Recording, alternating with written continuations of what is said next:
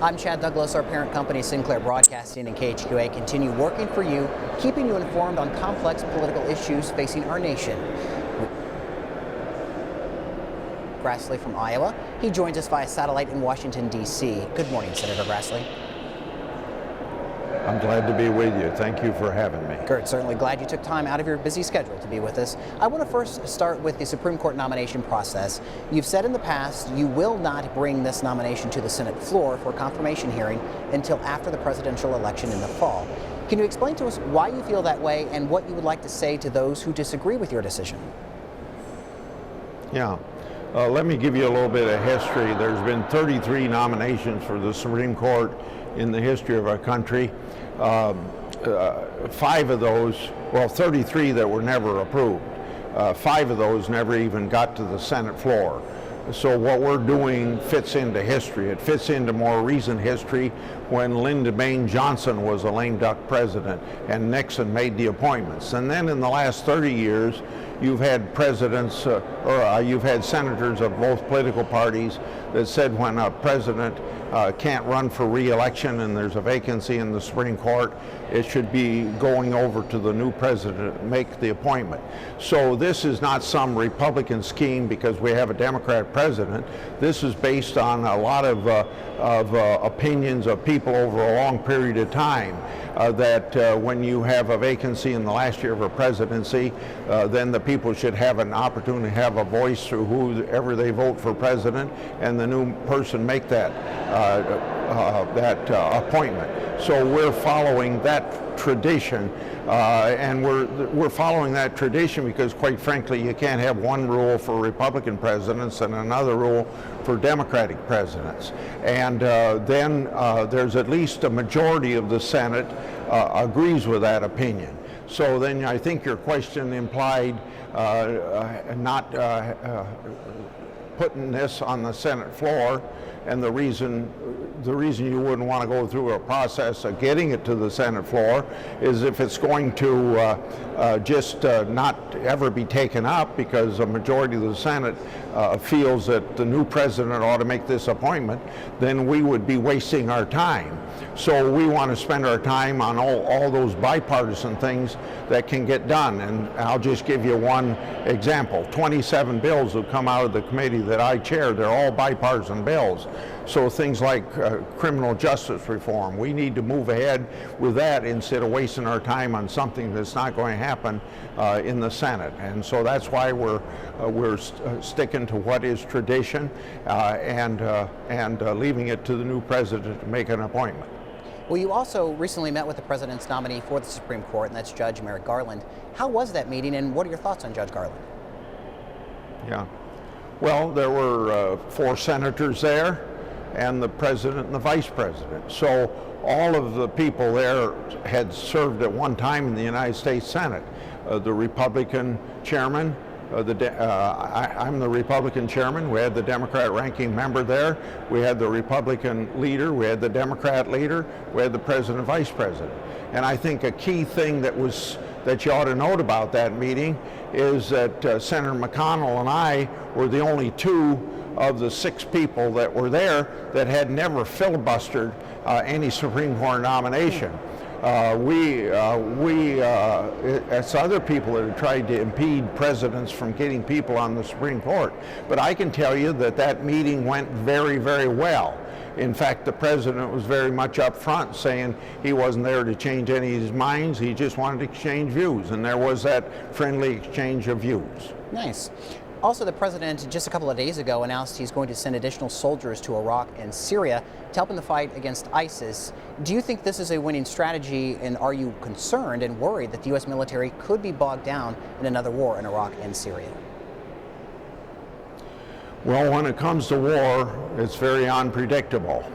I think that the president is commander-in-chief.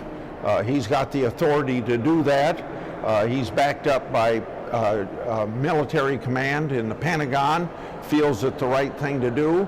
I don't think you have to worry about getting bogged down as long as we do basically 3 or 4 things. One, the people will serve to train our Middle Eastern friends that are in the military so that they can be better fighters.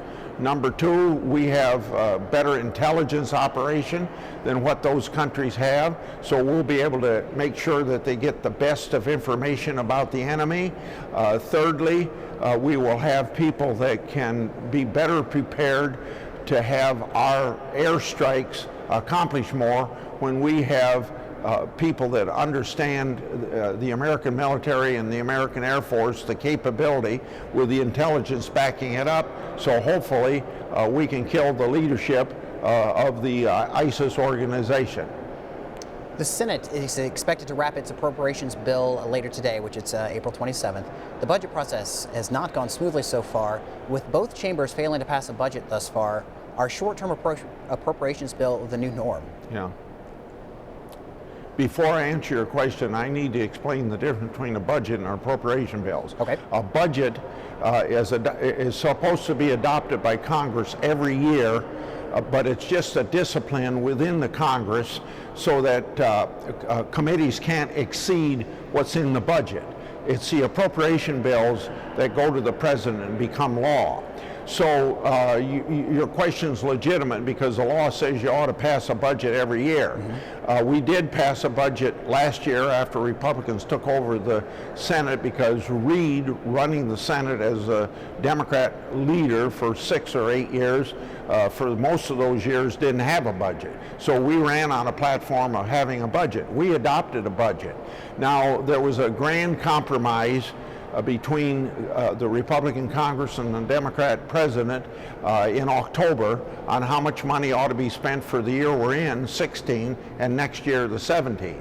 So we have the limits on what can be spent for the year 17, and so we really don't need a budget this year. A budget would be beneficial if we had it because there's a process called reconciliation that you can only use if you have a budget, and a reconciliation is a speedy process for cutting back on expenditures. But except for not having reconciliation, we haven't lost anything by having a budget because we have the limits for the year 2017. Now the appropriation bills that we're passing, this is the first time in about 6 or 7 years that we've been able to get the 12 individual appropriation bills up. That's another thing that Republicans promised if we took over the Senate. So we're taking up these appropriation bills, and we may not get all 12 of them done, but we're going to get a lot of them done in what we call regular order, so you can get into the weeds of federal spending instead of one big vote just before Christmas like we did last year. Mm-hmm. And move these separate bills to the president. If we don't get all 12 passed, then, well, in fact, we're going to try to be efficient next week by tying 2 appropriation bills into one bill. But there's 12 separate ones that have to pass if you do it regular way. If we don't get it all done that way, then we'll wrap up what few don't get done separately into one bill probably before September 30th. Finally, before we let you go, Senator, I want to get your reaction to the presidential primaries. Front runners on both sides, Hillary Clinton only losing Rhode Island, Donald Trump won all 5 of the states this week. Is it time, in your opinion, for the other candidates to drop out of the race? You know, we started with 18. We have 3 in the Republican Party, 2 in the Democrat Party. I think it's getting to the end. I'm not sure that it's going to be done, might be done in the Republican convention. I'm sure it's done in the Democrat. But when people have run and run and run for 12 months, and there's 3 surviving out of 18, I don't think it'd be very right for me to say they shouldn't get out. That's pretty much a personal decision that people have to make. But it would make it a lot easier, obviously, if people that don't have a chance would retire from the race. But it's got to be an individual decision, and I wouldn't be one to tell them that they ought to get out. How concerned are you going into the summer that this could be a brokered convention for the Republicans, and what does that possibly mean for the future of your party? Yeah. Well, the word broker implies these smoke-filled rooms like we used to have until the 1970s. I don't think they exist anymore, and I don't think there's anything to be brokered. I think you could have a contested convention where there's a contest, But I believe if the top person comes in within 100, that it won't go past the first ballot, and you got to go back to 1976 when that happened, and it could happen that maybe some of these people like Rubio or even Kasich will have a few people. They may be able to join forces with whoever our top person is, and it looks like that's going to be Trump at this point, so that maybe it'll even be decided before you get to that first ballot. All right, interesting stuff for sure. Senator Chuck Grassley from Iowa, we appreciate your time today, sir. Yeah, thank you. I'm glad to be with you. Thank you for having me.